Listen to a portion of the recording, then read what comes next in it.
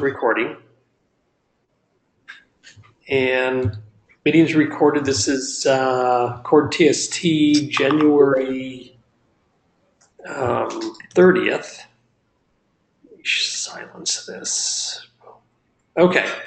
So we are going to have hopefully a presentation about a plan to integrate Cord and ONAP, but since Maura's not here right now, why don't we go to the other topic? And I'm hoping those of you that have started to talk about it might summarize.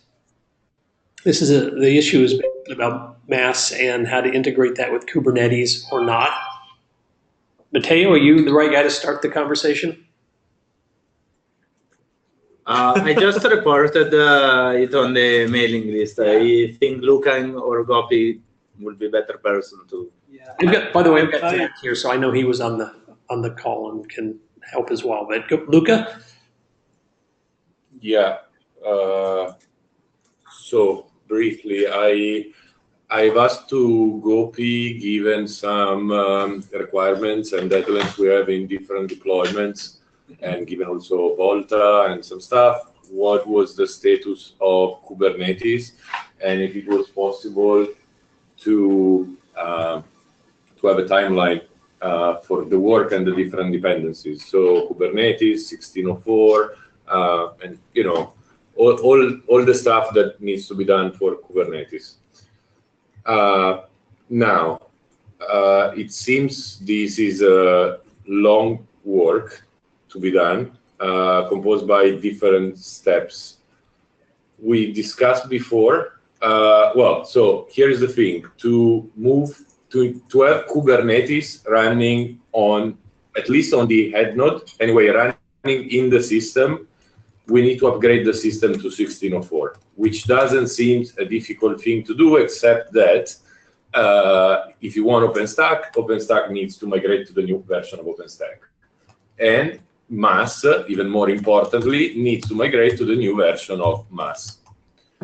Now, again, given the requirements and the deadlines we have, we arrived to a sort of proposal before, which would be to have basic services only on the head node going on top of Kubernetes. Services, I mean containers, okay? Like the XOS container and just the basic containers. We can go through them, but no VNFs in the first steps in Kubernetes, just per step.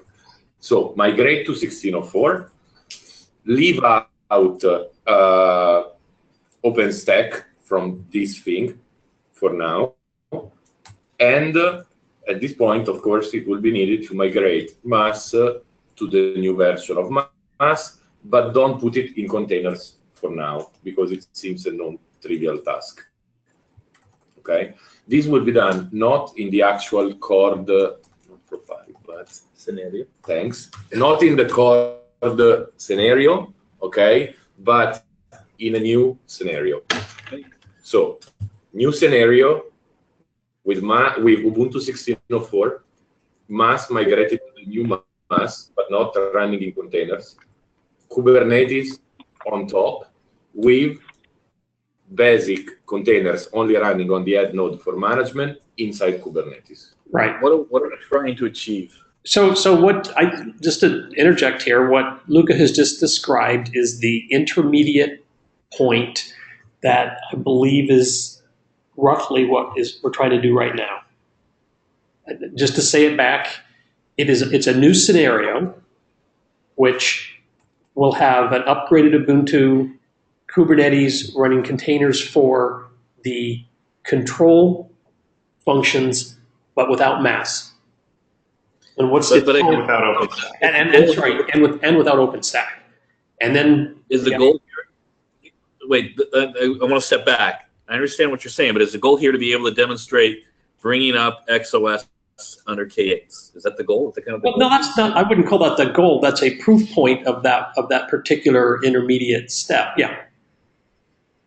So, but we're going this intermediate step, this scenario, so that we can show we started XOS with under Kubernetes.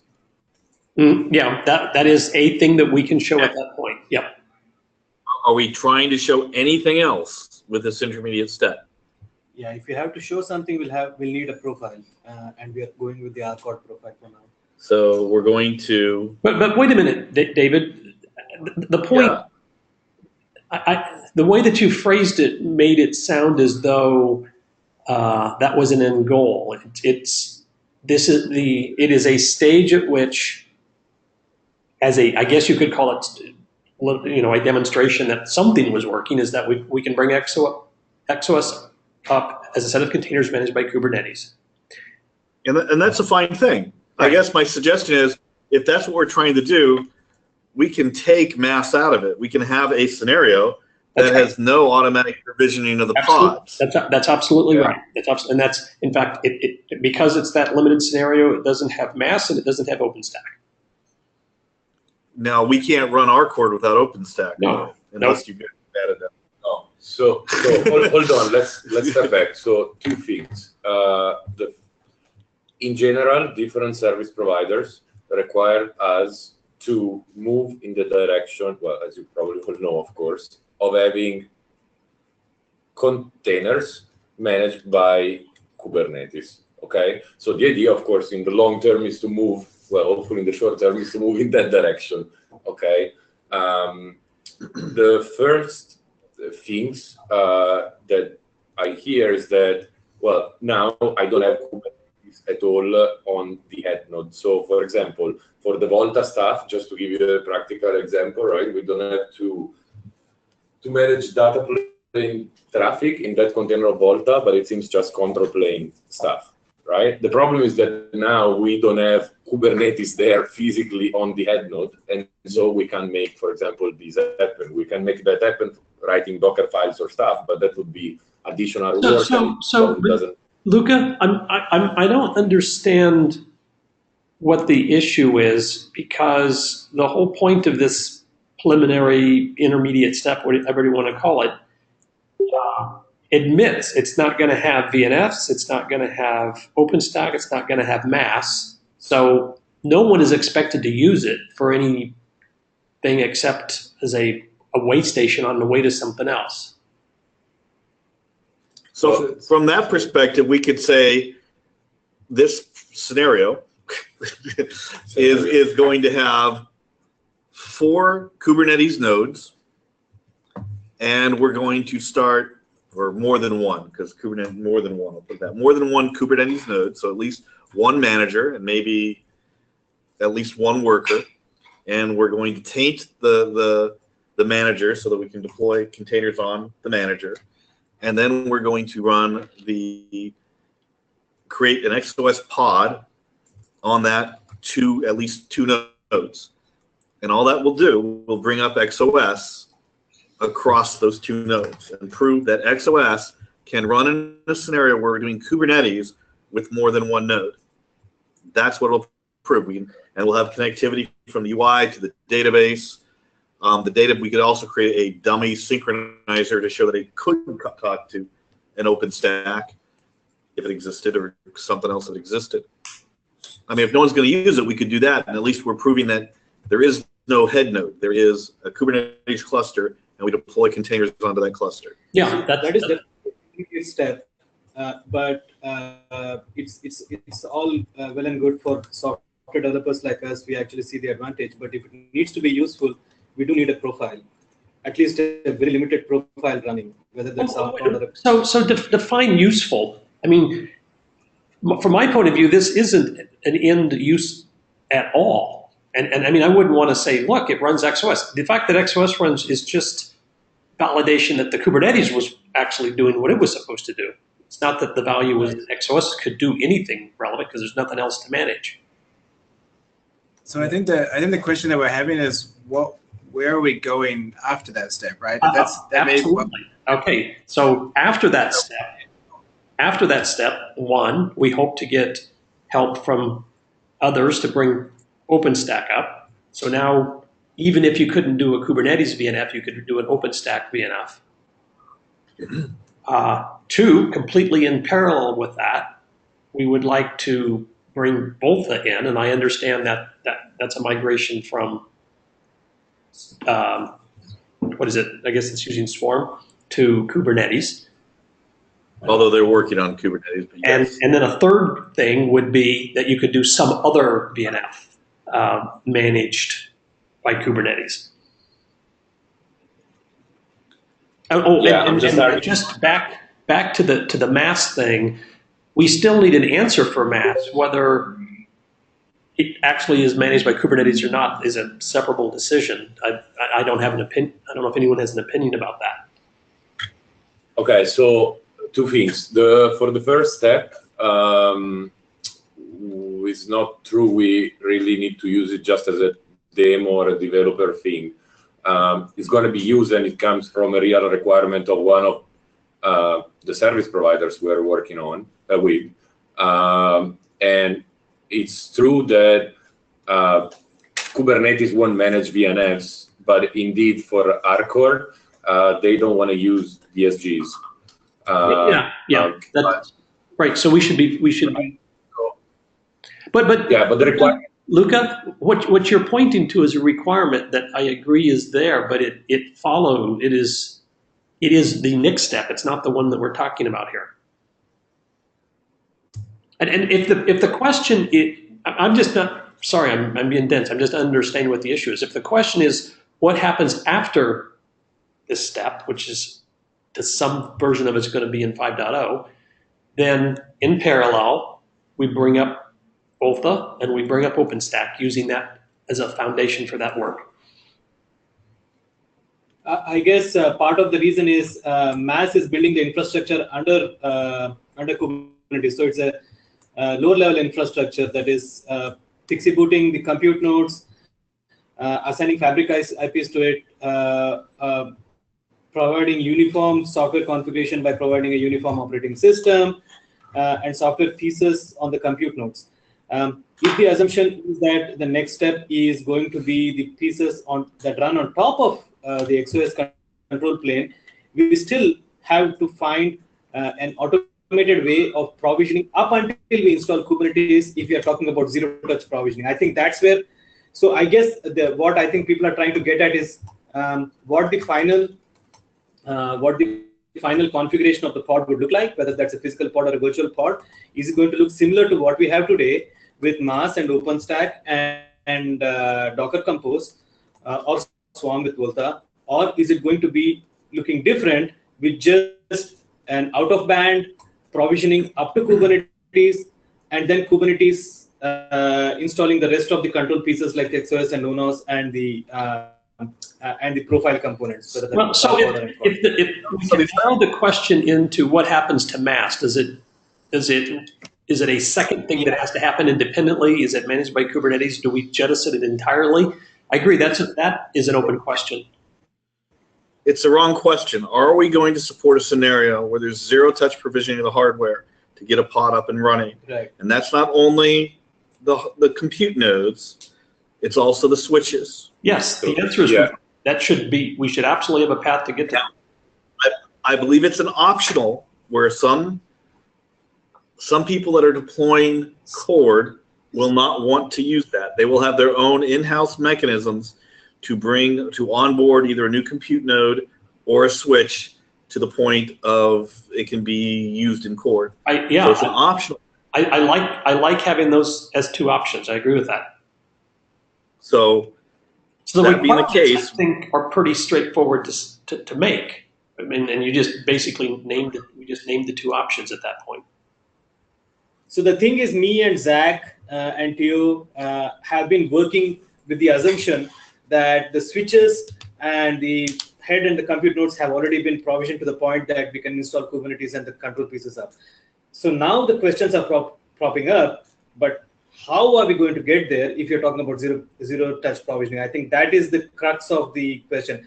If we choose, we can say that we are going to deal with this question later about zero-touch provisioning. We are just going to assume that the switches, the fabric are provisioned, the compute and the head nodes are provisioned on the management network, and we can just deploy Kubernetes and the control piece on top of that. And we are going to, even in the worst case scenario, provision them manually for now, and then start with Kubernetes for now, and then revisit this later. Or should we address the issue of zero-touch provisioning now as a part of an integrated solution with Kubernetes. I think that is the confusion. So guys, I think we're talking about two different things. We went in this loop also before. There's a short term and a long term, right? The short term, what we propose before to do, we had a kind of agreement in 3 after 1 hour of talking, but let's see, was having all what you said, right? So Kubernetes only running on the head node, but having also the current mass as it is migrated to the new version. I don't understand the need for running Kubernetes only on the head node, but I'll let you continue. There's no limitation there. Why should it just run on the head node if everything else is on the management? I'm fine. If you want to run it everywhere, that's great. I'm saving work, right? I'm not trying to prevent to make that happen. I'm just saying, if we are short in time, right? And in 1 month, you ask me, from the deployment perspective, what would you like to see there? It would be very useful to have Kubernetes run on the head node. That's it. To do that, I don't care for that specific deployment about OpenStack, right? So it can remain out. But I care about the zero-touch provisioning, so having mass upgraded to the next version, right? Okay. If you ask me for the future, what I see in deployments is that mass is really too much inside the cord pieces, right? And people get very confused with this thing of the head node that is the gateway of the network and so on and so forth. So I would like to see a flat network, right, of nodes where all the nodes are computes, right, and run Kubernetes and whatever. And if you want the same thing we do today, we bring that mass outside if you want to maintain that, right? And we give out a provisioner machine, right? An optional provisioner machine that provisions switches, servers, compute nodes, whatever. And bring you a, well, that's what we do with the compute nodes, right? I'm saying if the head node becomes as well a compute and all the computes are attached together in a flat network, right? In the same flat network, you have your mass plus Ansible server that install the basic system on all the nodes, on the switches, on the OLT, on the computes, right? And then I don't know, at some point, I guess Kubernetes will take it and will do something. Yeah. But bringing out, we're talking about the short term is like a month right, from now to having this in 1 month, it seems to me a pretty big step. So I'm saying for the needs probably that we have right now, migrating mass anyway to the next release and then move it outside later. Migrating to the new release is something anyway useful for the future if we put it on another server anyway. On a third server. So this is not inconsistent with what Gopinath is saying in the sense that mass, we upgrade mass, it runs adjacent to, not under the control of Kubernetes. The Kubernetes work proceeds on the assumption that it's there. And down the line, we can reevaluate other alternatives like the one that David calls out, which is that there was something already pre-provisioned. Where are you envisioning mass running long term? So you have your cord cluster with switches and so on, right? And again, it's just a management network. There's not any more external, internal. It's a flat network. In that same network, you can install your mass server, right? And so it's the same concept, same thing. It wouldn't be on one of the compute nodes, though. It could be. Well, yeah. So yes, David. Yes, it could. I think we had this conversation before. One of the nodes, while all the nodes can be compute nodes, one of the nodes still may run certain things like mass. And if you want, yeah. Okay, I was hearing that. I thought you said it. Head node because that has. No, don't call it the head node because that has other implications. It's a bootstrap node or something. Just trying to understand. That's fine. Okay. Especially when it comes to this sort of cluster management, I'm a little reluctant to differentiate a big cluster into smaller pieces where we have an out-of-band couple of machines that provisions the rest of those machines. I think everything are resources, all the machines are resources, and all the machines should be deployable. So if we siphon off let's say we have 10 machine cluster and we use one machine as a special machine where we manually provision up until the point we have mass, and then from that point on, mass provisions the rest of the machines on the flat management network that Luca is talking about. I think that is the ideal scenario. That way, if somebody comes up with Terraform, places mass or something else, a salt-based system or whatever, it's up to them. It's out of band. It's not a part of the Cord provisioning system. Or even if it is a distinct step from the point where we install Kubernetes and the rest of the control plane components. I think it should be step. I have no problem with that. Yeah. It's just mass is a reference implementation of that. If we choose to use a different technology to get to that same spot, cool. No, but I think it's perfectly. I don't have personally anything with mass. Yeah. I believe that from the 1.9 to the 2.2 or 2.3, they did huge improvements. Yes. And I'm really looking forward to get there, right? So that's why I'm saying day one, let's just upgrade it to the new version. Day two, let's just put it outside and then use as a package, whatever, mass plus Ansible, right? That does just the provisioning of the machine till the point we want. The problem with upgrading mass is there is a bit of a domino effect because we have written automation around that. Mass has a manual flow to get your devices. There's, right. You have to allocate and deploy and blah, blah, blah. We've automated that. Yeah. It's automated through the REST API into mass. We upgrade mass, that API changes, which means there's a set of containers that help support mass in terms of automation, in terms of DHCP lookup, that will have to be modified. Some of them might go away, like the DHCP harvester we use today because there's a bug in mass. It doesn't properly update the DNS.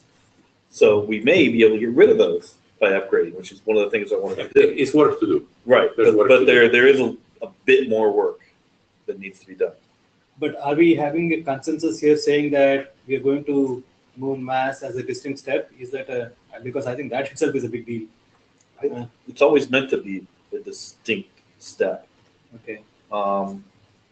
That you can't, if you choose to do it, it will help you create a zero-touch pod.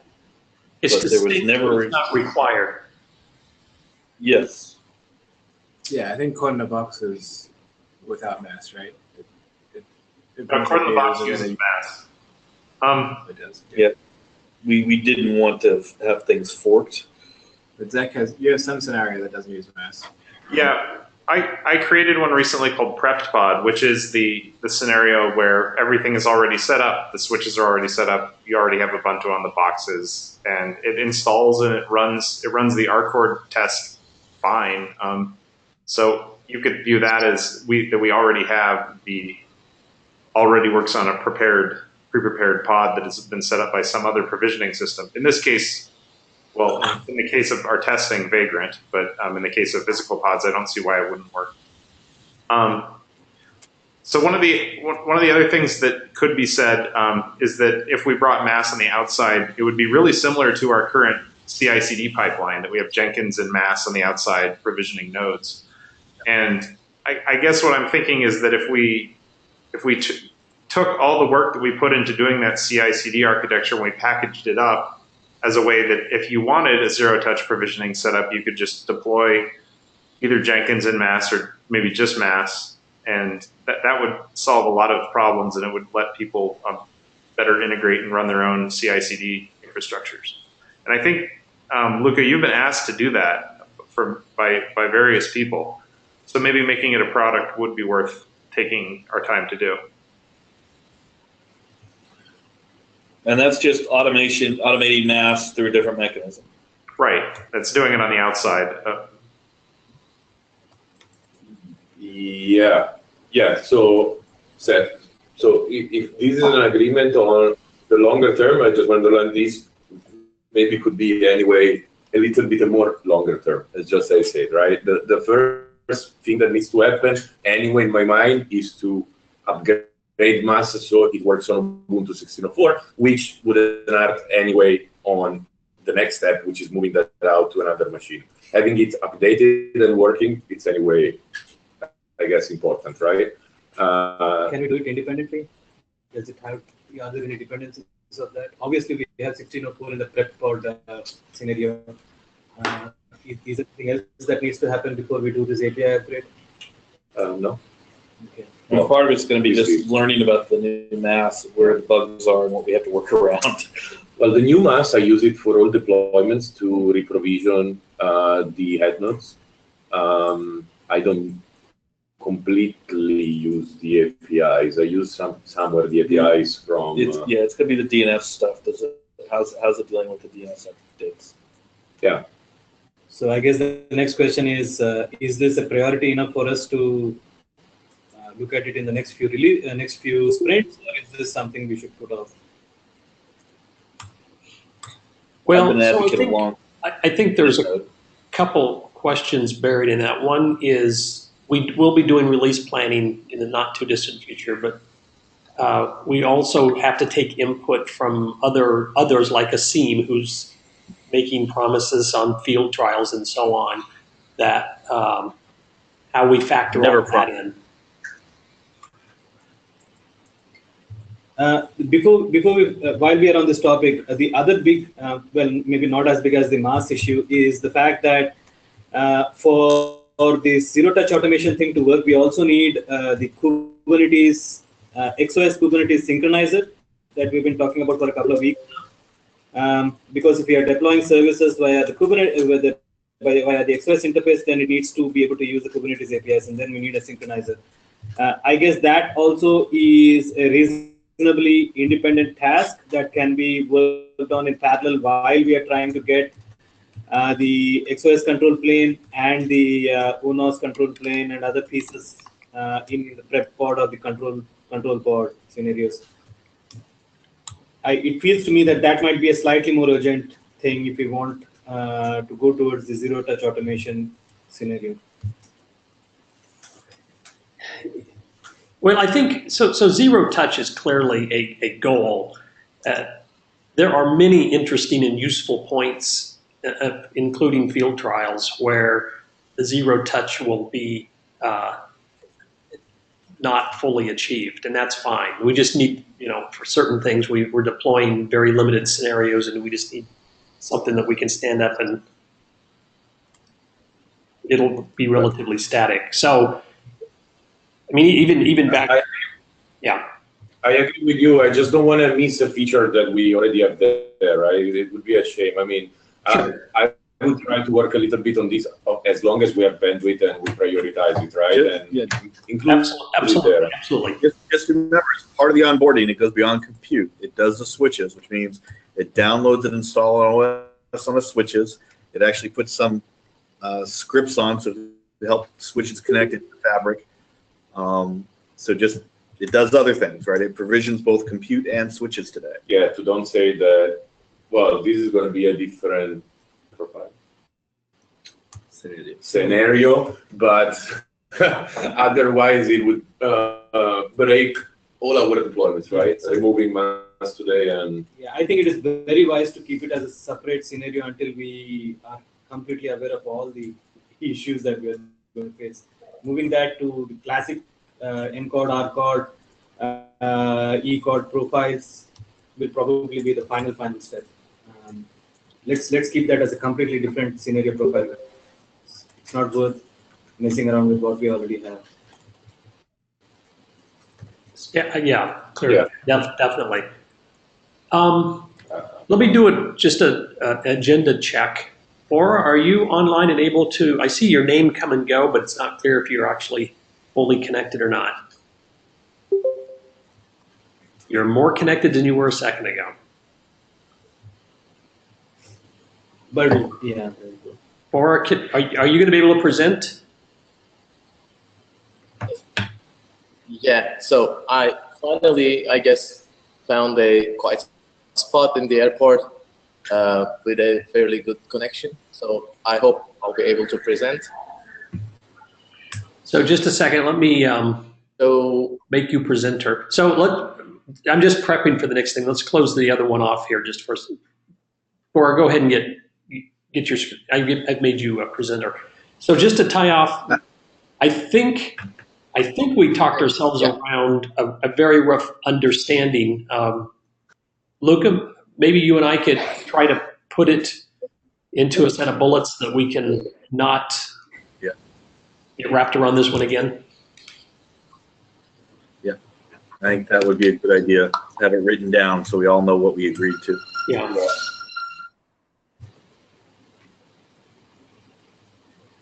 Okay, so changing gears, and I'll let Bor introduce the effort here. He's going to talk. Getting some background noise back. Okay. Yeah. Hi, everybody. This is Bor Elachik from Netsia. Some of you guys know me. And today I just want to introduce an approach to how to integrate Cord and ONAP. So I'll move quickly, and sorry for being late. So just a little bit of a background, just to tell that ONAP actually, when it's first installed, comes with no pre-installed services. Nothing was onboarded and nothing is instantiated. So the way ONAP works actually is pretty different than the way Cord works, which actually expects vendors, third parties, to be separately sit and develop VNFs, package them into a VNF package that ONAP will expect, and onboard it and build services around it, and put it in a catalog for further instantiation, and use a service orchestrator to dynamically instantiate services actually down in the cloud. And so this is how actually it'll work. And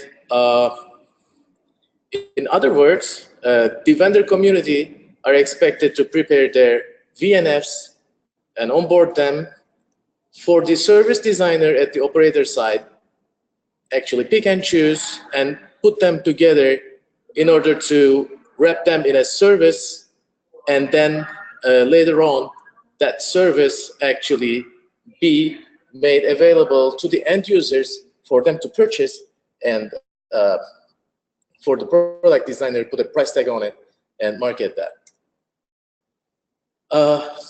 So I'm not going into the details of these flows, but I just want to emphasize number 2, a placement function in here.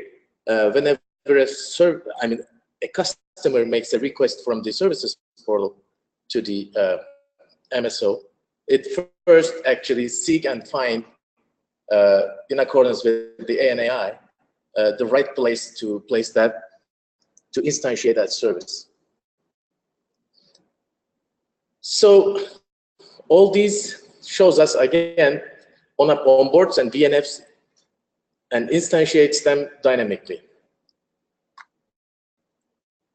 Whereas at Cord, we have a different approach to that. We first onboard, configure, and build. So onboarding a service is like putting it into a code repository, just like we do it for the profile. So it's all at the development time, and not on, it's not hot deployed. So actually, all of you knows maybe even better than me this flow. All I want to stress out that this is kind of different than what actually ONAP is doing.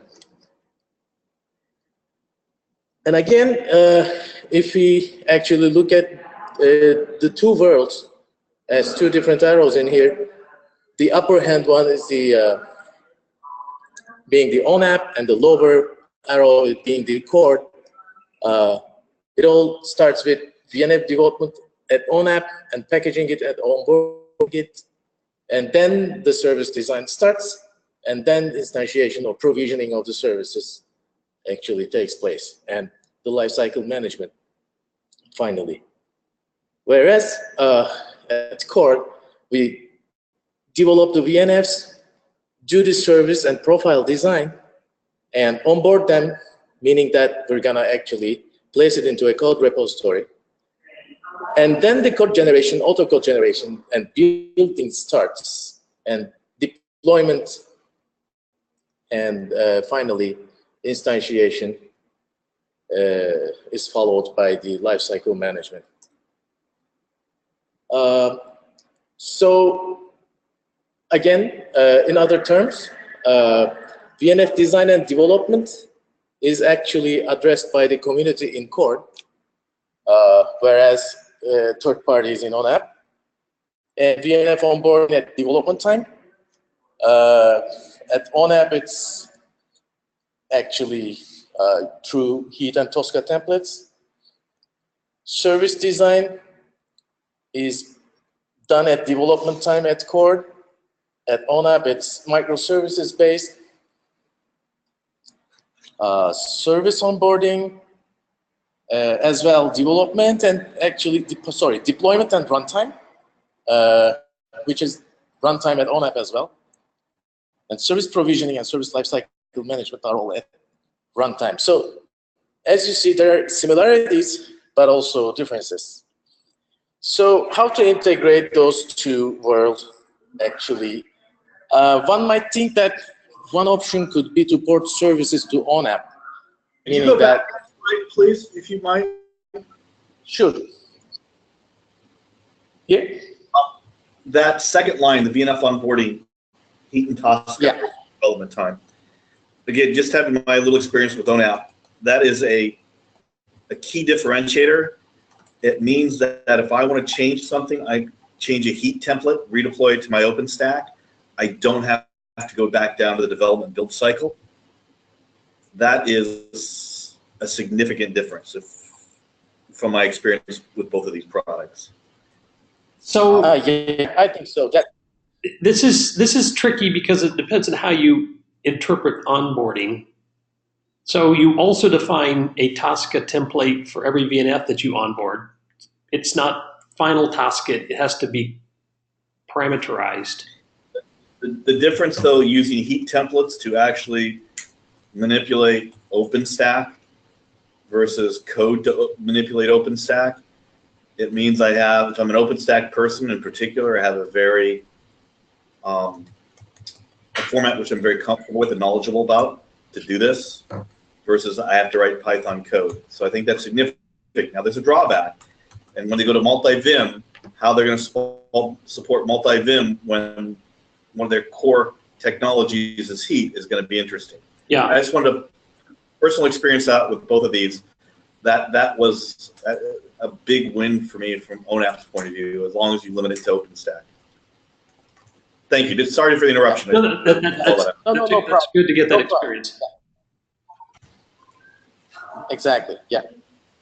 So, so as I said, one option could be to repackage VNFs in ONAP terms, onboard that to ONAP, and redesign services around it, and have Cord services up and running on the ONAP domain. But this is actually not a preferable option. Actually, because this will make us lose all the Cord values, including the maturity Cord has today. And it is as well uncertain how ONAP can handle the controller app-based VNFs.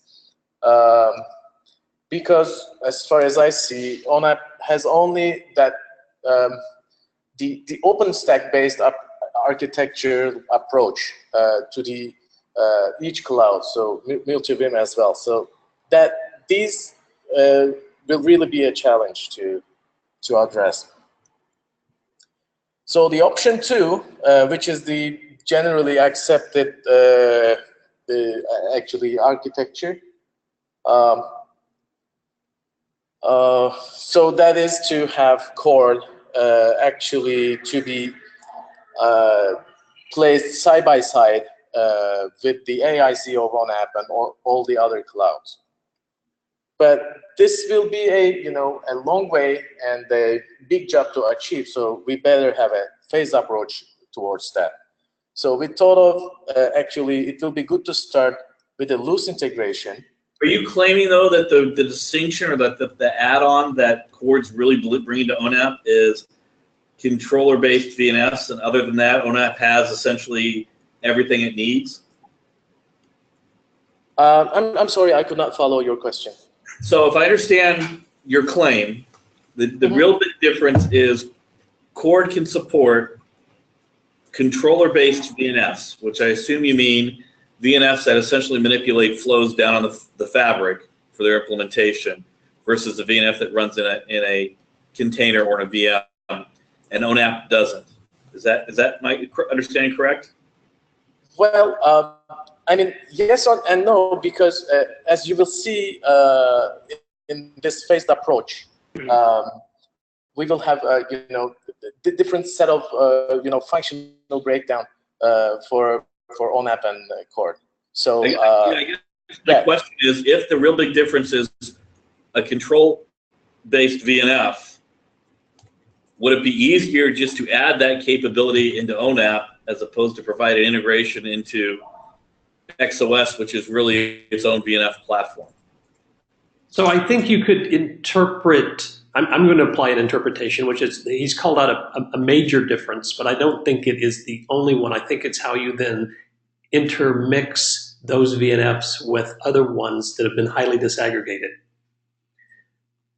Yeah, it's just, when I see Cord underneath ONAP, it confuses me, because the other VINs are, how do I start VMs, or how do I start a container, that type of thing.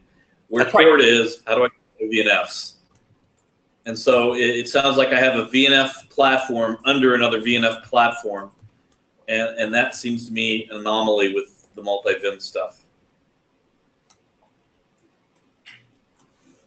So why don't we hear more out, because I think the last one is kind of the punchline. Yeah, I believe so. Maybe I've even fast forward to the last one, not going into the details of which one, but let me just summarize that. We can start with a loose integration that we are doing for the MWC demo right now, and we then can have another two option, actually having both platforms remain untouched, or just a few changes, and hack both platforms to work together. Or we can actually have XOS to complete the dynamic onboarding or dynamic provisioning of the services, and keep ONAP as today and integrate them through multi-VIN. Or else we can just introduce something to ONAP actually to support not only Cord, but any other potential edge cloud that will not necessarily have the same architecture and the similar capabilities of ONAP. That actually, I believe, would be the way to go. So I'll just skip those through the MWC demo, and the architecture for it is that we're just implementing a UI within the portal framework for SDC, and that UI actually does the RAN slicing configuration, and that portal framework works in coordination with the SDNC and the CCSDK components of ONAP that will eventually push down the RAN slicing configuration to the program controller running. I don't know about the ONAP internals, but I'm working with CHEM to have ONAP passing the configuration to XOS that will configure a program for MWC. Sorry, Matteo, come again.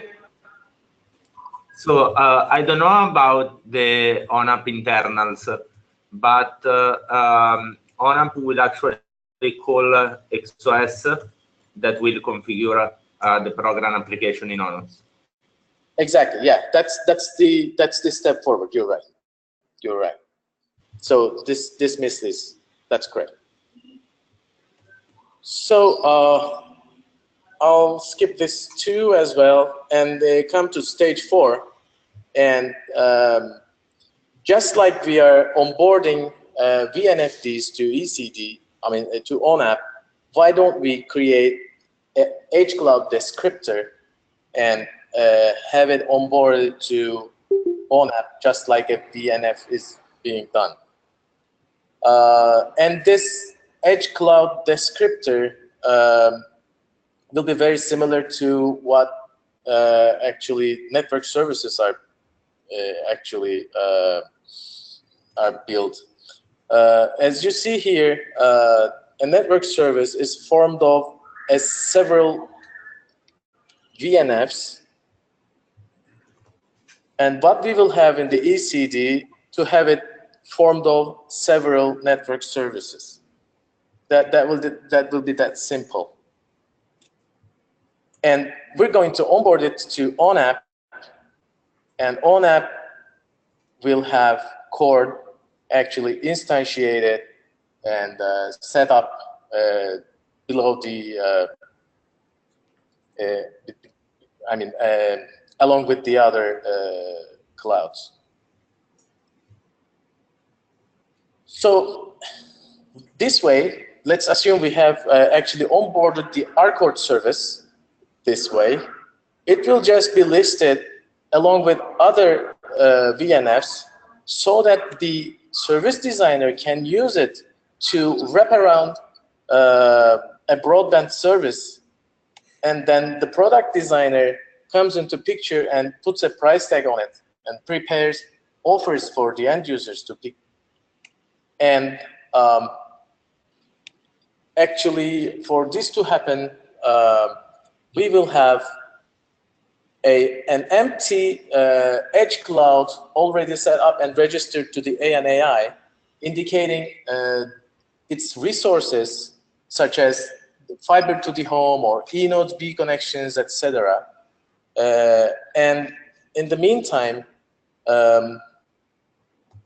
somebody will go and onboard the edge cloud descriptor to the design time framework, and it actually triggers a flow in the SO, the service orchestrator, and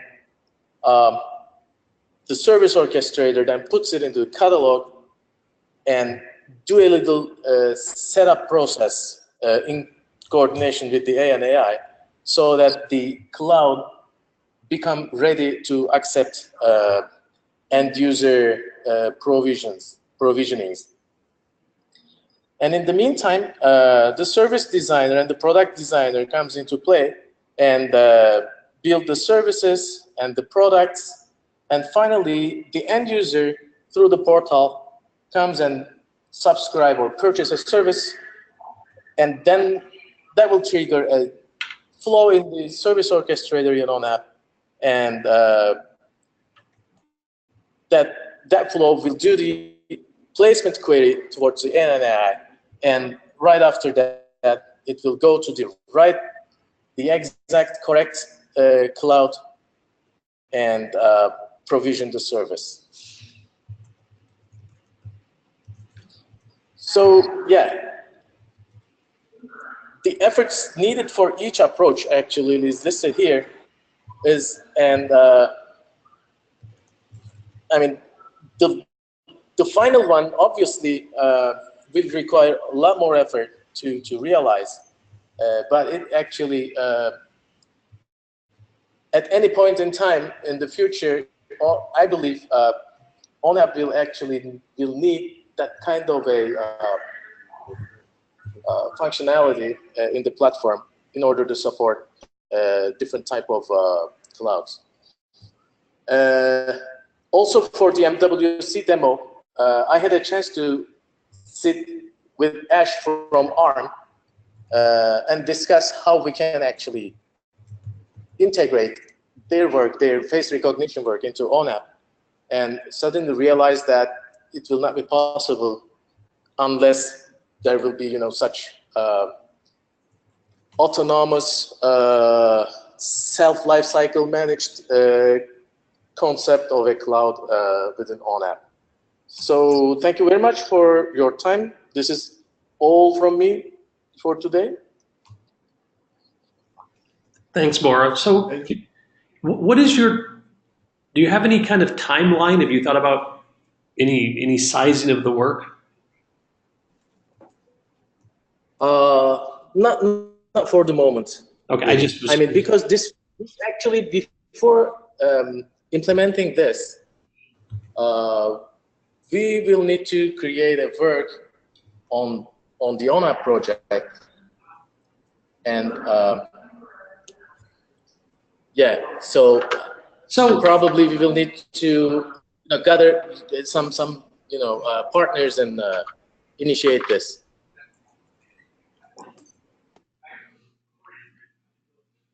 Well, yeah, so I understand that could be a complication. It's I don't understand the ONAP ecosystem well enough to know how hard it would be to get a pre-approval for something exploratory like this. I mean, there's a school of thought or an approach that says ONAP supports plugins of all sorts, including the different controllers. And let's see if we can write a plugin for an edge cloud that might be kind of like a AIC cloud, but maybe not exactly for a whole bunch of reasons.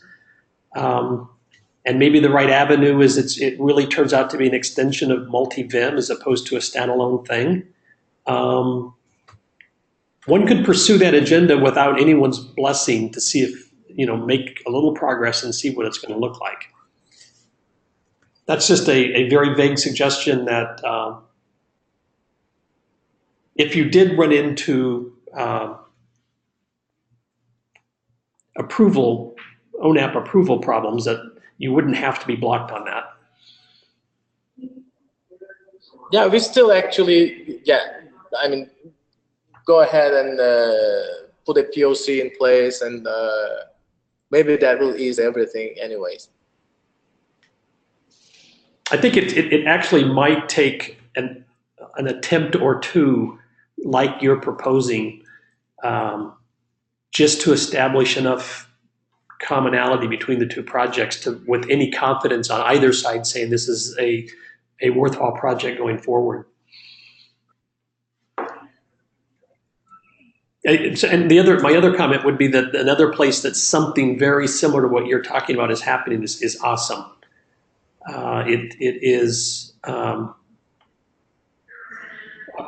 managing things like Cord from ONAP, but assuming that the Cord is implemented by a set of Cord-like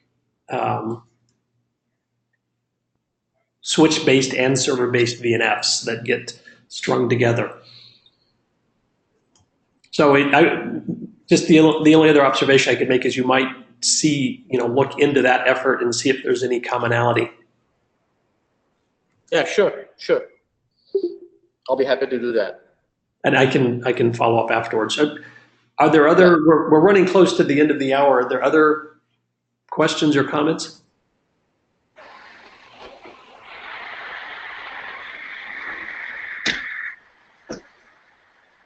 Well, I think I definitely want to visit this. We're going to need to visit this over and over again. But thanks, Bora, for putting together this first presentation.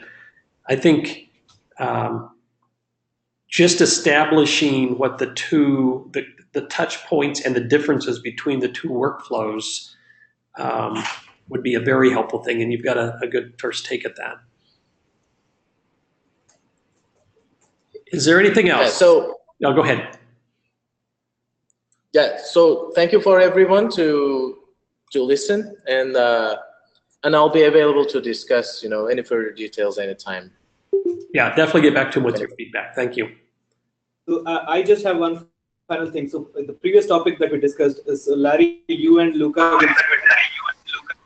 will start a document on how to do this distinction between pre-Kubernetes and post-Kubernetes deployment setups for the Cord platform, because I also want to dig into the Kubernetes synchronizer, because that does seem to be like a critical part of this entire thing.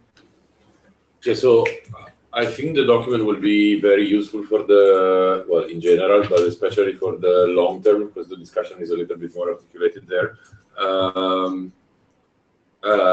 If you want, we write it. I think that doesn't hurt, but I think the main thing here is we agreed for step 1 to upgrade mass. Yeah. Right, and then some work needs to be done now. But I want to be able to document the other steps as well, so that we don't lose sight of it. No, I understand. I'm just worried that I have a deadline in like a month or so, and we spend 1 month writing documents and not working on stuff, right? Okay. And I'm just saying that I should be working on that as well. Okay. I'm not pulling myself out of this, right? So, but the document will come. I'm just underlining that the work on math needs to happen regardless, right? And we need to find a way to upgrade it. Otherwise, we'll never have mass inside that. Yes. Okay, maybe we can take this offline, because the stuff on the synchronizer and the stuff on the mask, they can be worked on in parallel. Yeah. So maybe I can start a document on what the requirement of the synchronizer itself is, so that I can work on that while somebody else works on the mask component. Yeah. Larry, does that sound reasonable, or do you think it's crazy? No, absolutely. In fact, I was just trying to start that document, and I was going to, well, I will narrowly call it Mass and Kubernetes for now, and it's in the quizzical purpose planning. Actually, it probably shouldn't be in planning. It should probably be in design notes. But I will send a link around, and we should start writing these steps down. Okay. Absolutely. We need to understand how this plays out. Yeah. All right. I think we should call it a day, and thanks, everybody. Thank you. Bye. Cheers. Cheers. Bye. Bye.